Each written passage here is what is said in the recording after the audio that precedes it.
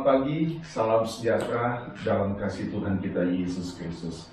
Puji Tuhan, tidak terasa ya, kita sudah berada di bulan Juli tahun 2021, hari ini tanggal 4 Juli tahun 2021. Jadi sudah satu semester, 6 bulan kita sudah melewati di tahun 2021. Saya percaya kasih Tuhan selalu menguatkan hidup saya dan saudara. Apapun yang sudah terjadi dalam kehidupan kita, kita tetap selalu bersemangat untuk mengasihi dan mencintai Tuhan. Haleluya, saudaraku. Puji Tuhan. Bapak Ibu, saya akan melanjutkan kembali di dalam kebenaran firman Tuhan dalam Kolose pasal yang ketiga, masih tentang manusia baru bagian yang ketiga. Masih tetap judul yang sama, manusia baru bagian yang ketiga. Kita akan membuka dalam Kolose pasal 3 ayat 18 sampai dengan 25. Kita akan baca bersama-sama dalam Kolose 3 ayat 18 sampai dengan 25. Hubungan antara anggota-anggota rumah tangga. Hai istri-istri, tunduklah kepada suamimu sebagaimana seharusnya di dalam Tuhan. Hai suami-suami, kasihilah istrimu dan janganlah berlaku kasar terhadap dia. Hai anak-anak, atilah orang tuamu dalam segala hal, karena itulah yang indah di dalam Tuhan. Hai bapak-bapak, janganlah sakiti hati anakmu, supaya jangan tawar hatinya. Hai hamba-hamba, taatilah Tuanmu yang di dunia ini dalam segala hal. Jangan hanya di hadapan mereka saja untuk menyenangkan mereka, melainkan dengan tulus hati karena takut akan Tuhan. Apapun juga yang kamu perbuatlah dengan segenap hatimu, seperti untuk Tuhan dan bukan untuk manusia. Kamu tahu bahwa dari Tuhanlah kamu akan menerima bagian yang ditentukan bagimu sebagai upah. Kristus adalah Tuhan dan kamu hambanya. Barang siapa berbuat kesalahan, ia akan menanggung kesalahannya itu, karena Tuhan tidak memandang orang. Haleluya, saudara. Bagian terakhir dari pasal 3 dalam kitab Kolose adalah nasihat Rasul Paulus untuk orang percaya menjadi manusia baru yang sesuai dengan gambar dan rupa Allah. Nasihat Paulus ini, saudaraku, khususnya dalam ayat 18 sampai ayat 25 ini menekankan betapa sangat pentingnya relationship atau hubungan sesama manusia. Dalam hal ini adalah hubungan antara anggota-anggota rumah tangga, saudara. Nah, tentu saudara-saudaraku, untuk menjadi manusia Allah atau manusia baru, dua kali kita sudah belajar menjadi manusia baru, mematikan segala hal-hal yang jahat, menghilangkan segala hal yang najis dalam kehidupan kita. Ini adalah proses yang mungkin memang berat, tetapi harus kita jalani, saudara-saudaraku. Karena untuk menjadi manusia baru, kita harus memiliki hati dan sikap hidup yang baru di hadapan Tuhan. Haleluya, saudaraku. Saudara, di dalam ayat 18 sampai dengan ayat 25 dalam Kolose 3 ini bicara tentang hubungan antara sesama manusia yang tadi saya bilang. Dalam pasal 3 ini secara khusus juga terdapat nasihat untuk kehidupan dalam rumah tangga. Bagaimana sikap seorang istri kepada suami dan bagaimana sikap suami kepada istri. Begitu juga bagaimana sikap anak-anak kepada orang tua dan bagaimana orang tua kepada anak-anaknya. Dan juga di sini, saudaraku, ditambahkan juga bagaimana nasihat untuk hamba-hamba kepada tuannya. Saudara, artinya menjadi seorang manusia baru di dalam Kristus, selain mengalami perubahan karakter yang dua sesi yang lalu kita sudah belajar, dan memulihkan hubungan dengan Tuhan. Jadi untuk menjadi seorang manusia baru di dalam Kristus, selain mengalami perubahan karakter yang lebih baik lagi di hadapan Tuhan, dan memulihkan hubungan dengan Tuhan, saudaraku, harus diimbangi dengan hubungan sesama manusia. Dan ini bicara tentang garis vertikal kepada Tuhan dan garis horizontal sesama manusia. Saudara, kita membuka sebentar dalam Matius 22. Saya ajak Bapak Ibu yang menonton khotbah ini, sama-sama kita membuka Injil Matius pasal yang ke-22 di dalam ayat yang ke-34. Saya akan baca untuk kita semua dalam Matius pasal 22 ini mulai ayat 34. Hukum yang terutama. Ketika orang-orang Farisi mendengar bahwa Yesus telah membuat orang-orang Saduki itu bungkam, berkumpullah mereka, dan seorang dari mereka, seorang ahli Taurat, bertanya untuk mencobai dia, "Guru, hukum manakah yang terutama dalam hukum Taurat?" Ayat 37. Jawab Yesus kepadanya, "Kasihilah Tuhan Allahmu dengan segenap hatimu, dan dengan segenap jiwamu, dan dengan segenap akal budimu. Itulah hukum yang terutama dan yang pertama. Dan hukum yang kedua yang sama dengan itu ialah, kasihilah sesamamu manusia seperti dirimu." Kasihilah sesamamu manusia seperti dirimu. Ayat 40. Saya ulangi ayat 39, saudaraku. Dan hukum yang kedua yang sama dengan itu ialah, kasihilah sesamamu manusia seperti dirimu sendiri.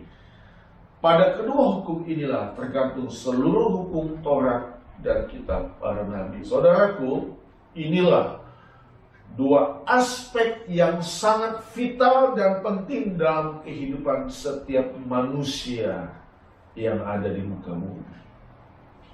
Itulah sebabnya, saudara-saudaraku, saya percaya dalam Kolose pasal 3 ini bicara tentang perubahan hidup menjadi manusia baru yang membuang kehidupan manusia lama.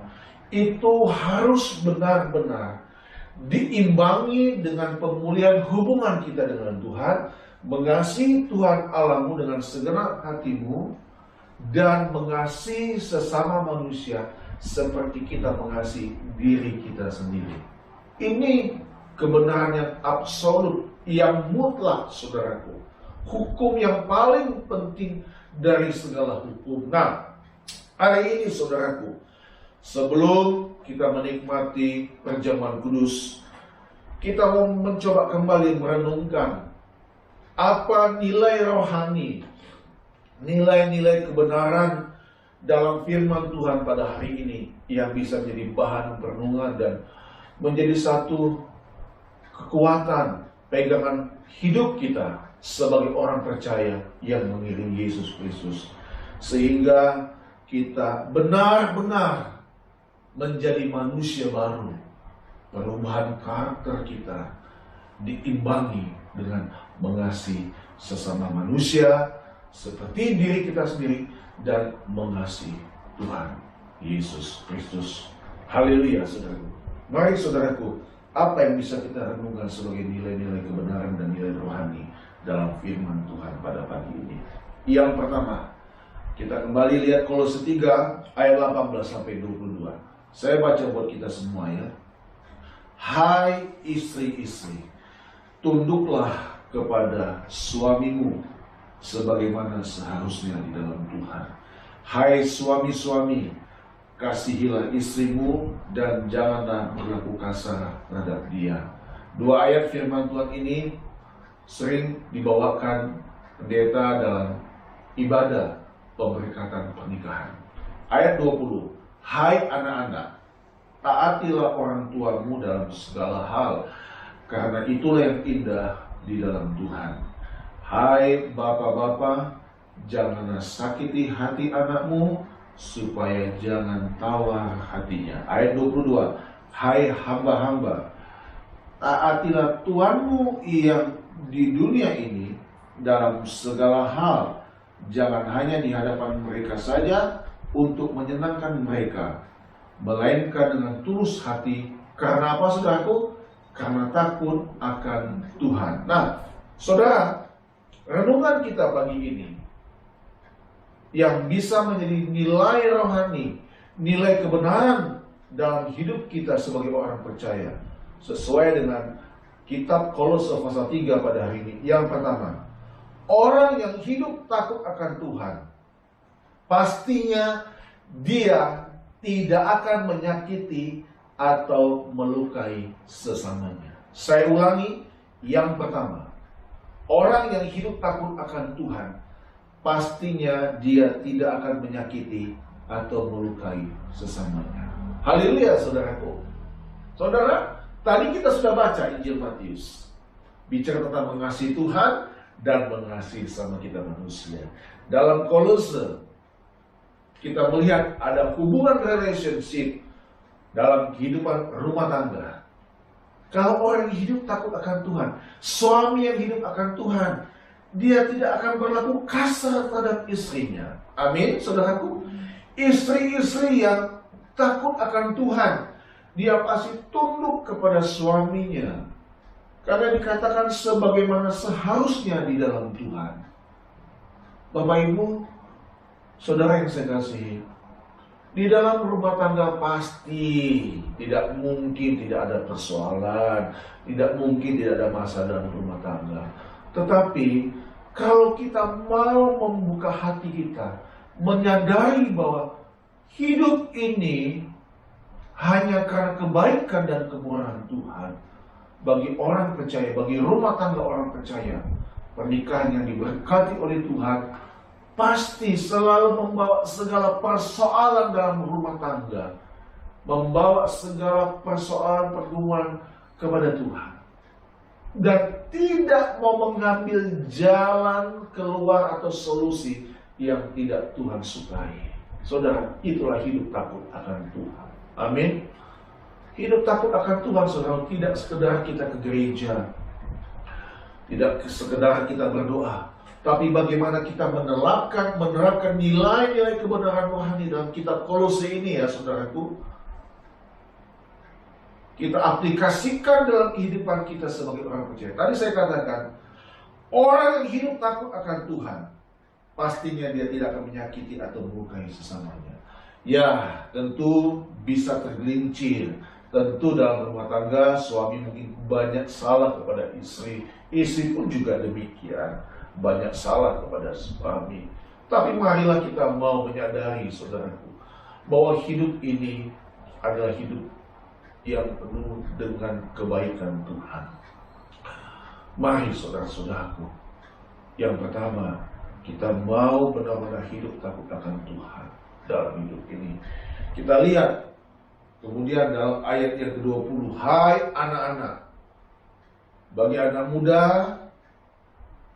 bagi adik-adik yang menonton khotbah ini, status masih bujang atau masih gadis, belum menikah, perhatikan kebenaran firman Tuhan ini. Hai anak-anak, taatilah orang tuamu dalam segala hal, karena itulah yang apa, saudaraku, yang indah di dalam Tuhan. Kita temukan kata indah di dalam Tuhan. Saudara, ternyata kita lihat satu keindahan yang luar biasa di dalam Tuhan.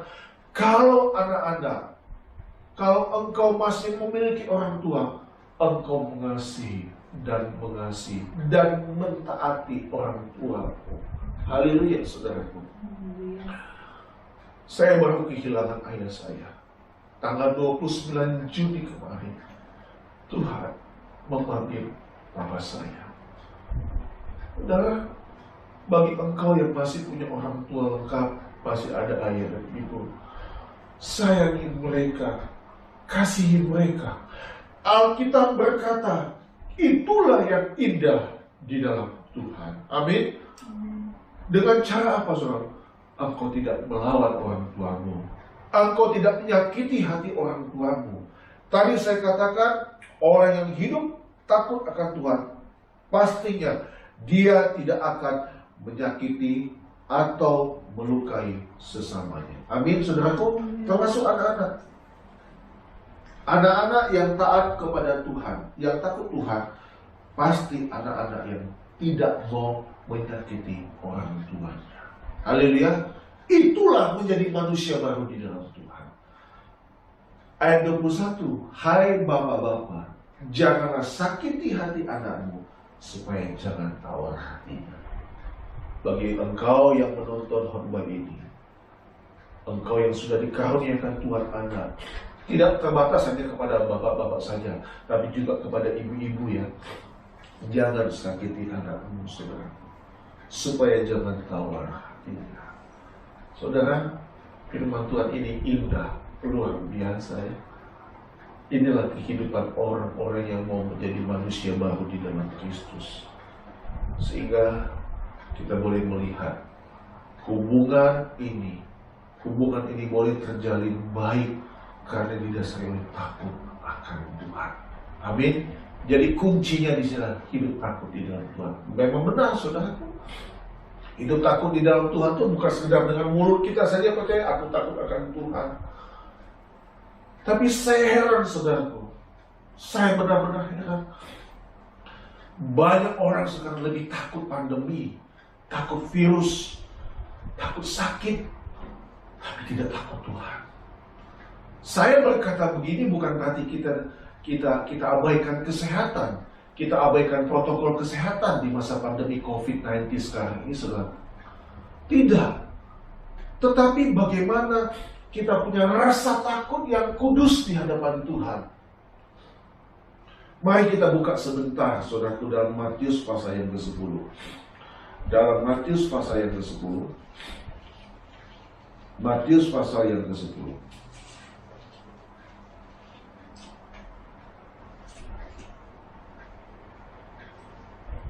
Saya akan baca kebenaran firman Tuhan dalam Matius 10 ayat 28. Dan janganlah kamu takut kepada mereka yang dapat membunuh tubuh, tetapi yang tidak berkuasa membunuh jiwa. Sisa ayat ini kita baca sama-sama. 2, 3. Takutlah terutama kepada Dia yang berkuasa membinasakan baik jiwa maupun tubuh di dalam neraka. Amin, saudaraku. Takut kepada Tuhan, itu yang paling utama dalam hidup ini. Bukan berarti kita mengabaikan kesehatan, tapi kita punya kebenaran. Kebenaran mengatakan bahwa kita harus lebih takut kepada Dia yang berkuasa membinasakan baik jiwa maupun tubuh di dalam neraka, kata firman Tuhan. Itu yang pertama, saudaraku. Saudara, mari kita lihat yang kedua. Yang kedua, apa saja yang bisa kita renungkan sebagai nilai rohani atau kebenaran dalam firman Tuhan ini. Yang kedua, dalam Kolose 3 ayat 23 dikatakan begini, saudaraku. Apapun juga yang kamu perbuat, perbuatlah dengan segenap hatimu seperti untuk Tuhan dan bukan untuk manusia. Yang kedua, saudaraku, manusia baru adalah orang-orang yang melayani Tuhan dengan sepenuh hati dan memiliki kerendahan hati. Amin. Saya ulangi, manusia baru adalah orang-orang yang melayani Tuhan dengan sepenuh hati dan memiliki kerendahan hati. Dalam terjemah lain katakan segenap hati, saudaraku. Saudara, Tuhan sudah berkorban. Tuhan sudah menyerahkan kehidupannya di atas bukit Golgota. Dia rela mati bagi saya dan saudara. Sekarang saatnya, setelah Dia naik ke surga, saatnya sisa hidup kita menjadi manusia baru yang mau melayani Tuhan dengan sepenuh hati kita dan memiliki kerendahan hati. Tadi ayat ini berkata, apapun juga yang kamu perbuat, tentu perbuat dalam kebenaran Tuhan ya, bukan dalam ketidakbenaran firman Tuhan. Jangan disalahpahami ayat firman Tuhan ini. Apapun juga yang kamu perbuat, perbuatlah dengan segenap hatimu seperti untuk Tuhan, bukan untuk manusia. Saudara, kadang-kadang kita merasa lelah, capek, sakit hati, kecewa dengan perlakuan sesama manusia. Kita sudah berbuat baik kepada mereka, kita sudah melakukan yang terbaik lah buat manusia sesama kita. Tetapi kadang-kadang balasan yang kita terima itu di luar ekspektasi kita, di luar harapan kita. Justru kita dibalas dengan hal yang tidak baik. Tapi kebenaran Tuhan pada hari ini berkata, apapun yang juga yang kamu perbuat, perbuatlah dengan segenap hatimu seperti untuk Tuhan, bukan untuk manusia. Haleluya, saudaraku. Jadi yang kedua, manusia baru adalah orang yang melayani Tuhan dengan sepenuh hati. Kalau kita melayani Tuhan dengan sepenuh hati dan memiliki karakter kerendahan hati, saudaraku, kita tidak akan kecewa dengan manusia yang tidak tahu diri, yang membalas kebaikan kita dengan hal yang tidak baik dalam hidup ini. Kenapa, saudaraku? Nah, yang ketiganya, apa yang bisa kita renungkan? Karena yang kedua ini berkaitan dengan ketiga. Ayat 24 dan 25. Kamu tahu bahwa dari Tuhanlah kamu akan menerima bagian yang ditentukan bagimu sebagai upah. Kristus adalah Tuhan dan kamu hambanya. Tadi juga ada ayat berkata, hai hamba-hamba, taatilah Tuhanmu yang di dunia ini. Nah, ayat ke-25 katakan, barang siapa berbuat kesalahan, ia akan menanggung kesalahannya itu karena Tuhan tidak memandang orang. Saudara, yang ketiga, Tuhan pasti akan memberkati orang percaya yang bertekad menjadi manusia baru. Ini kaitannya juga masih yang kedua tadi, saudaraku. Apapun yang kamu perbuat, perbuatlah untuk Tuhan dan bukan untuk manusia.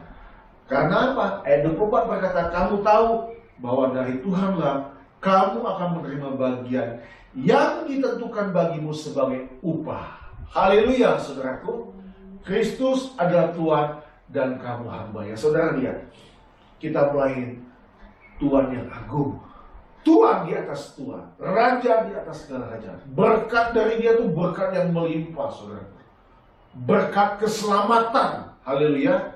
Inilah berkat terbesar, kasih-Nya yang menyelamatkan saya dan saudara. Tidak terhitung, saudaraku, bagaimana kita mulai dari bangun pagi sampai kita bisa beraktivitas sepanjang hari, dan sampai kita mau lagi tidur, betapa banyak berkat Tuhan. Kita tidak pernah bisa hitung. Kalau kita masih boleh melayani Tuhan, boleh beribadah, mari, saudaraku, lakukanlah dengan tulus. Haleluya. Istri-istri, hormatilah suamimu. Suami-suami, kasihilah istrimu. Bapak-bapak dan juga kalau saya bertanya dengan ibu-ibu orang tua, jangan sakiti anakmu. Anak-anak, taatilah, patuhilah, hormatilah orang tuamu. Itulah yang indah dalam Tuhan. Amin. Itulah kita menjadi manusia baru. Saudara, di hadapan kita ada tubuh dan darah Kristus. Dia mati di atas kayu salib supaya saya dan saudara menjadi manusia yang suci, manusia yang baru, menjadi manusia Allah yang mau hidup takut di dalam Tuhan, hidup yang tidak mau menyakiti dan melukai hati sesama kita. Kita menjadi orang yang mau melayani Tuhan dengan segenap hati kita, dengan kerendahan hati kita, karena kita tahu Tuhan pasti akan memberkati orang percaya yang bertekad menjadi manusia baru. Jadi, hiduplah dalam perjuangan yang sungguh-sungguh untuk menyenangkan hatinya. Ayat yang terakhir, saudaraku, dalam 1 Yohanes pasal yang keempat, kita buka sama-sama. 1 Yohanes pasal 4 ayat 20-21, kita baca bersama-sama. Setelah ini kita akan bersiap-siap untuk menerima dan menikmati tubuh dan darah Yesus Kristus. 1 Yohanes 4 ayat 20-21. 1, 2, 3. Jikalau seorang berkata, aku mengasihi Allah, dan ia membenci saudaranya, maka ia adalah pendusta. Karena barang siapa tidak mengasihi saudaranya yang dilihatnya, tidak mungkin mengasihi Allah yang tidak dilihatnya. Dan perintah ini kita terima dari Dia, barang siapa mengasihi Allah, ia harus juga mengasihi saudara. Amin. Ini sama dengan dikatakan dalam Injil Matius tadi, dua hukum yang terutama, saudaraku. Dan ini bicara tentang saling Kristus. Saudara, jadilah manusia baru. Baik dalam tutur kata kita pikiran kita, dan segenap seluruh perbuatan kita. Tuhan Yesus memberkati kita. Haleluya. Puji Tuhan.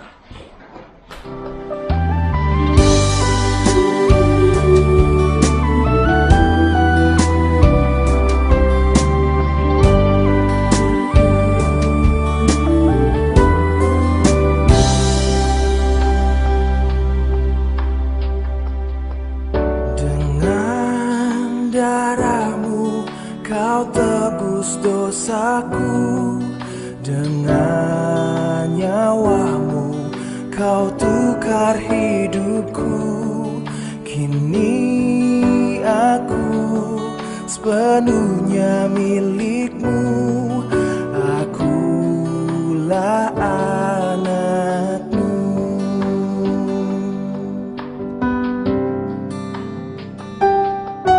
Yesus, Yesus, Yesus, ku berseru. Yesus, Yesus, ku panggil namamu.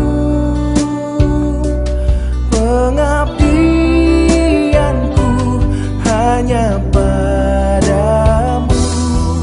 Yesus, Yesus, Engkaulah Bapakku.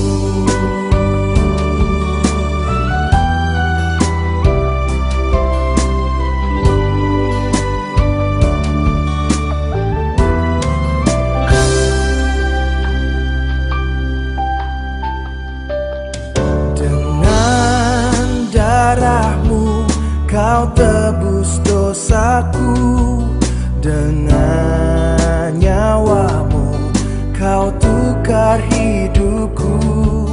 Kini aku sepenuhnya milikmu. Akulah anakmu. Yesus, Yesus, Yesus, ku berseru. Yesus, Yesus, ku panggil namamu. Pengabdianku hanya padamu. Yesus, Yesus, Engkaulah Bapakku.